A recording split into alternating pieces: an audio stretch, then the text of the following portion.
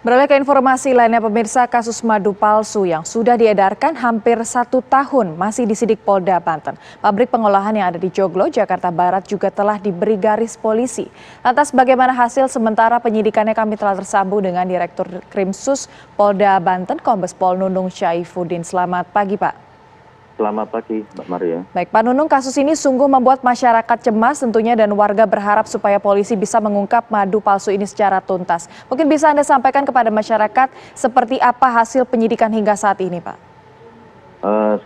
Hingga saat ini kita sudah memeriksa tersangka, ada 3 tersangka dan 4 saksi termasuk dari Balai POM dan Dinas Kesehatan. Jadi 3 tersangka.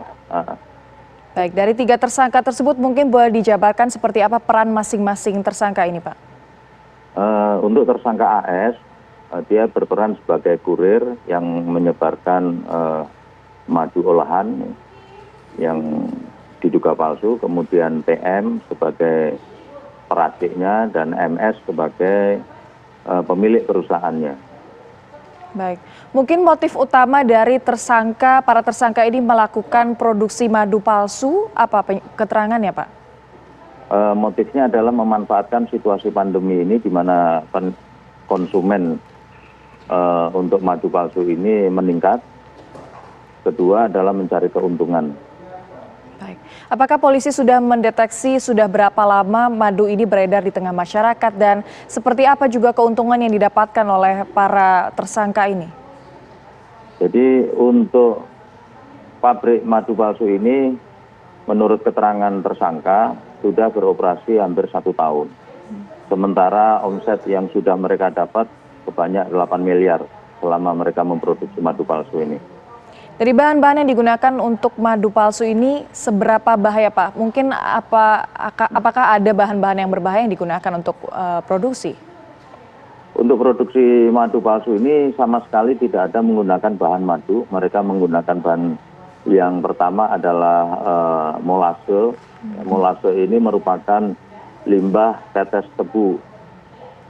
Dia berwarna hitam pekat dan ini sangat berbahaya. Biasanya digunakan untuk pakan ternak dan campuran pakan ternak dan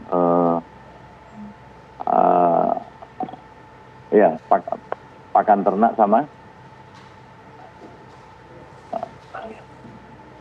sama pupuk, ya, sama pupuk. Kedua ada fruktosa dan ketiga glukosa. Baik, tentunya ini adalah bahan-bahan yang berbahaya untuk dikonsumsi oleh masyarakat.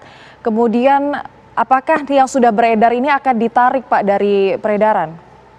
Kita sudah melaksanakan koordinasi dengan Balai POM, kita sudah melaksanakan screening atau pemantauan dan akan melakukan penarikan terhadap hasil produksi yang sudah beredar di masyarakat. Baik. Berapa nilai keuntungan bagi para tersangka pada saat selama kurang lebih 1 tahun ini melakukan produksi dan penyebaran penjualan secara bebas ini, Pak?